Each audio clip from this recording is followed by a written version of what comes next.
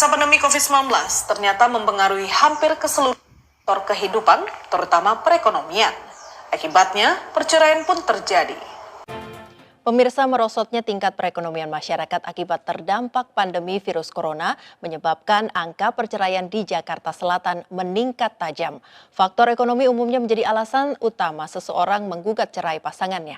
Pengadilan Agama Kabupaten Bandung, Jawa Barat, angka kasus perceraian selama tahun 2018 terbanyak sekitar 700.000 lebih, dan menariknya dari kasus tersebut yang telah diputus dalam gugatan perceraian sebanyak 500.000 kasus perceraian.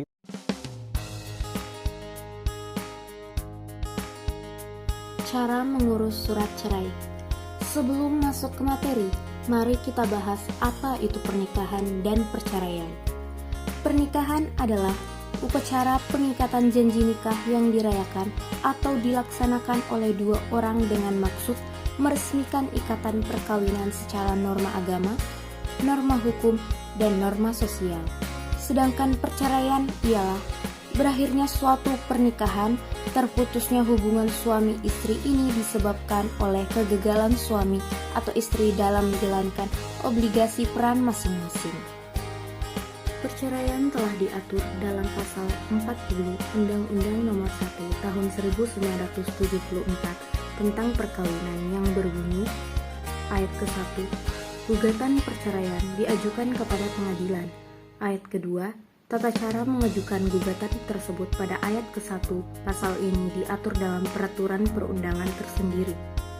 Pemohon ialah seseorang suami yang mengajukan permohonan cerai talak pada istrinya di pengadilan agama maupun pengadilan negeri.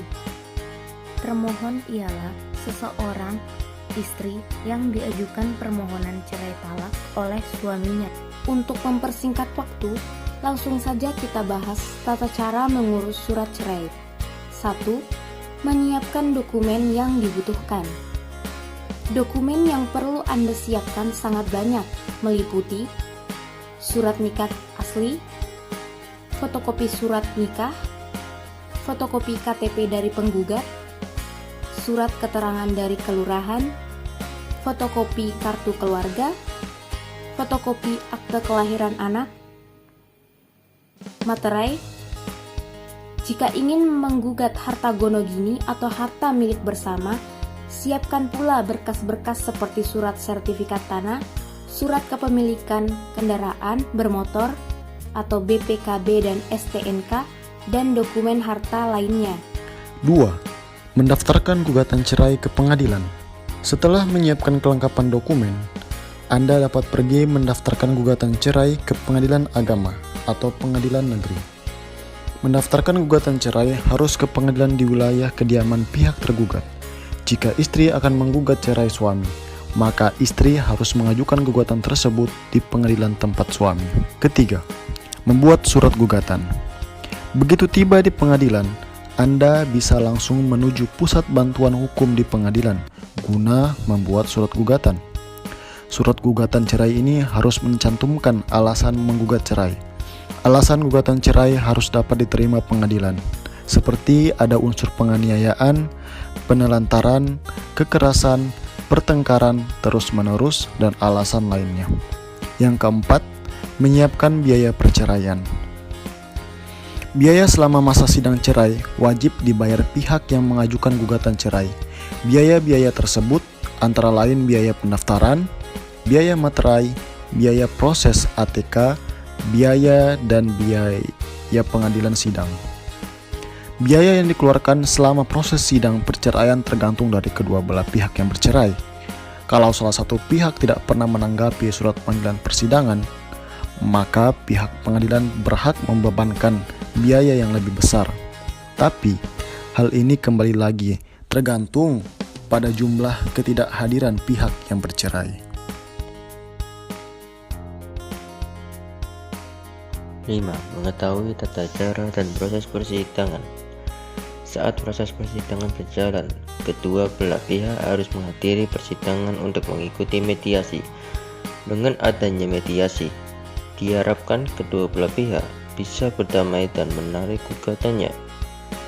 Akan tetapi, kalau keputusan untuk bercerai sudah bulat, maka akan dilanjutkan dengan pembacaan surat gugat cerai. Jika pihak tergugat tidak pernah memenuhi panggilan dari pihak pengadilan untuk mengikuti sidang, maka pihak pengadilan dapat membuat amar putusan yang berisi pemutusan seantara suami dan istri. Amar putusan ini kemudian akan dikirimkan kepada pihak tergugat sebagai bukti kalau pernikahan sudah berakhir. Apabila pihak yang tergugat sama sekali tak memberi tanggapan mengenai amar putusan, maka pihak pengadilan berhak membuat surat akta cerai. 6. Menyiapkan aksi. Gugatan penceraian dapat berjalan lancar jika pihak penggugat memberikan alasan yang jelas terkait pengajuan gugatan cerai. Alasan ini juga disampaikan pengadilan, termasuk menghadirkan saksi-saksi yang dapat memperkuat alasan penceraian. Saksi-saksi tersebut bakal dihadirkan saat sidang penceraian. Alasan-alasan yang diperbolehkan suami istri mengajukan perceraian ke pengadilan adalah: salah satu pasangan melakukan perbuatan zina, atau menjadi penjudi, atau menjadi pemabuk, pemadat, atau hal lainnya yang sukar untuk disembuhkan. Lalu untuk tahapan terakhir, tahapan-tahapan penanganan perkara di persidangan yaitu: 1. Upaya perdamaian.